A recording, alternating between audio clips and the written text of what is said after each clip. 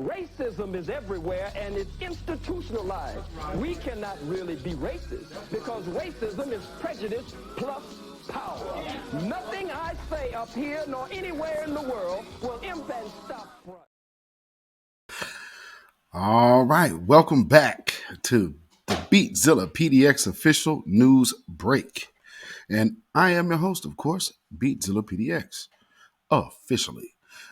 So this is about the story that I've covered a few times here from Newport News, the 6-year-old child who shot his teacher twice, I believe, one in the hand and one in the arm or shoulder or something like that. They have said she has made a recovery. But that is not what this story is necessarily about. It is about that the 6-year-old, which they have been trying to figure out if they could put some aggravated assault charges on this child. They have found that there would be no legal standing to do so. So that's where it is. And that is the district attorney above on your screen there. And that's, the conclusion that they came to. So just to give you a quick refresher of this story and some, idea of the energy behind it, let's look at this video.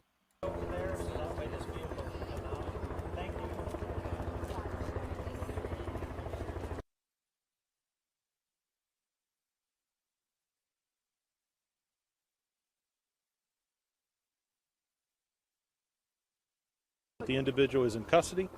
We have recovered evidence from the location, but all of those things we will figure out. We did not have a situation where someone was going around the school shooting. We have a situation in one particular location where a gunshot was fired.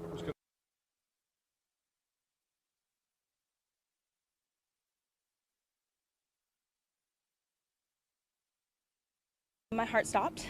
I was freaking out, very nervous, just wondering, was that one person my son? But he's okay. First grade? He's not in first grade, no. Oh. It didn't say the grade in the text, so.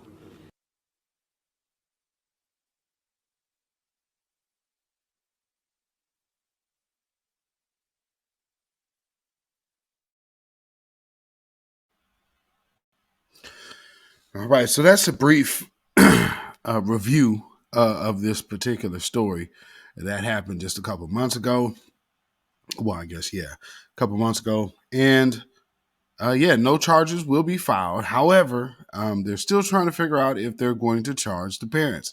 And again, we are not necessarily clear on the identity of the parents or the family or this child. But some of the talk that has surrounded this particular case or incident has been very anti-Black.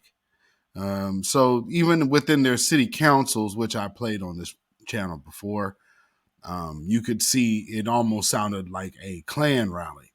So it's yet to be determined what the nationality is of this child. However, I guess one can only take a guess. And here's another little quick clip from that around the time that it happened. And this is the police chief. So I think that is certainly a possibility. I've talked to our Commonwealth attorney here, Mr. Gwynn, at length multiple times, and he reiterated to me as we went over, and there's still, we're 3.5, 4 days coming up since last Friday.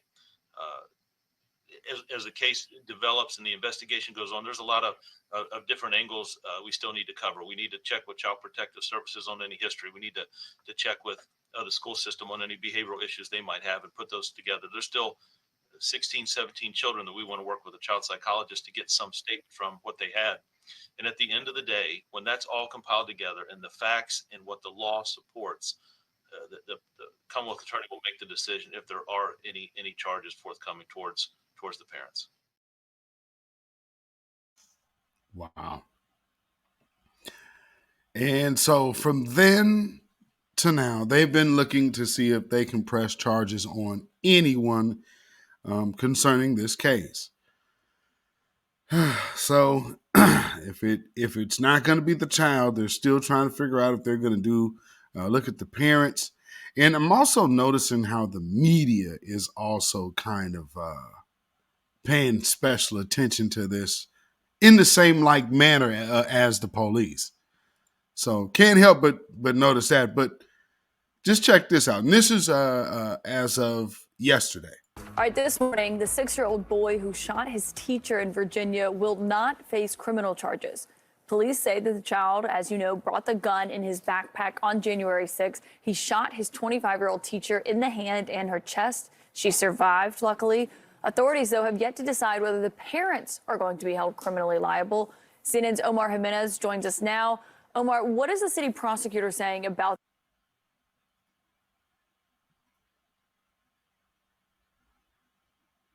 this decision? Obviously, this is an incredibly bizarre case with a 6-year-old child. What does the prosecutor say? And a sensitive one. You know, the prosecutor says that they've researched it thoroughly, and at this point, they don't believe the law supports prosecuting or potentially even convicting this 6-year-old. Now, well, you would first have to take that 6-year-old to trial. So when you talk about you got all the way to conviction, you haven't even he's not charged, and nor will he be. But you just listen to the way they're talking.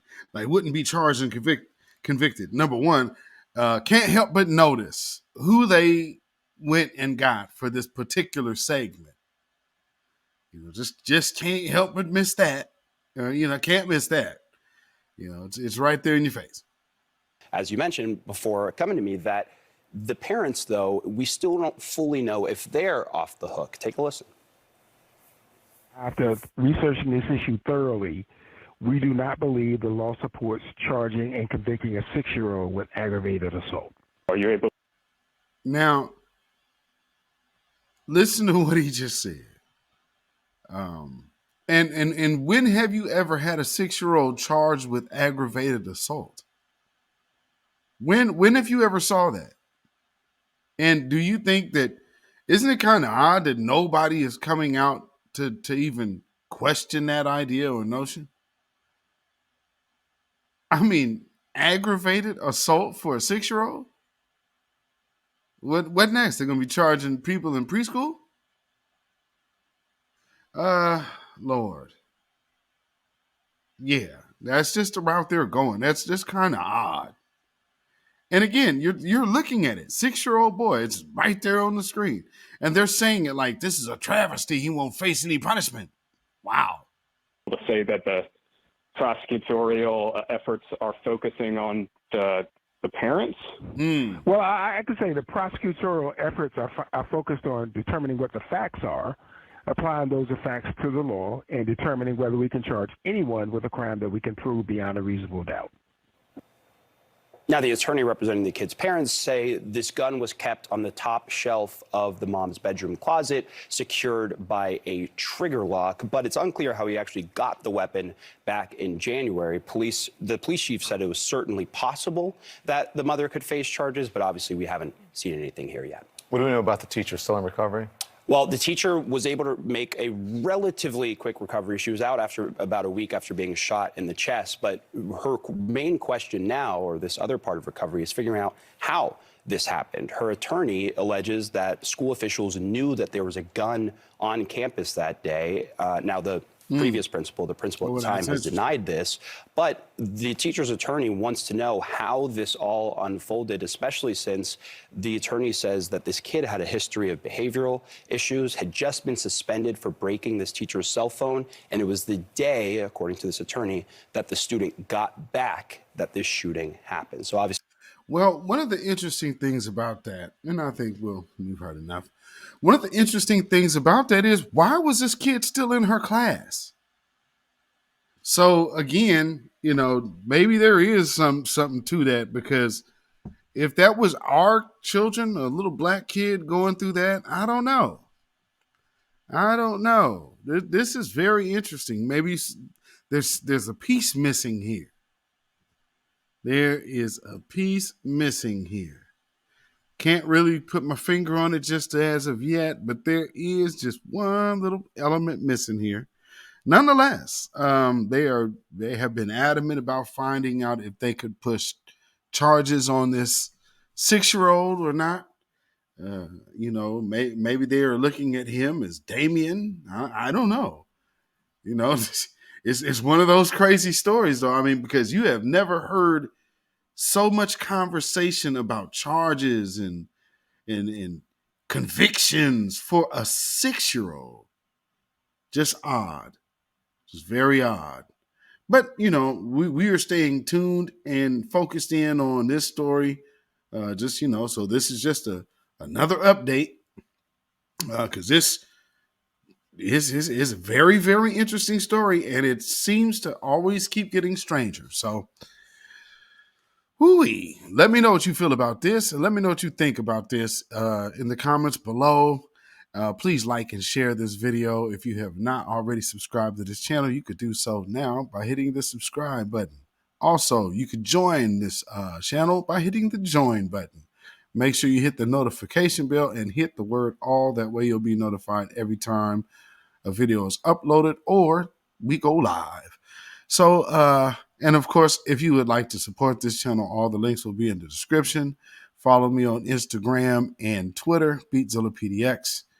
And we're about to get on out of here. So y'all have a blessed day. Stay black, stay vigilant, stay alive. Black first. Shalom.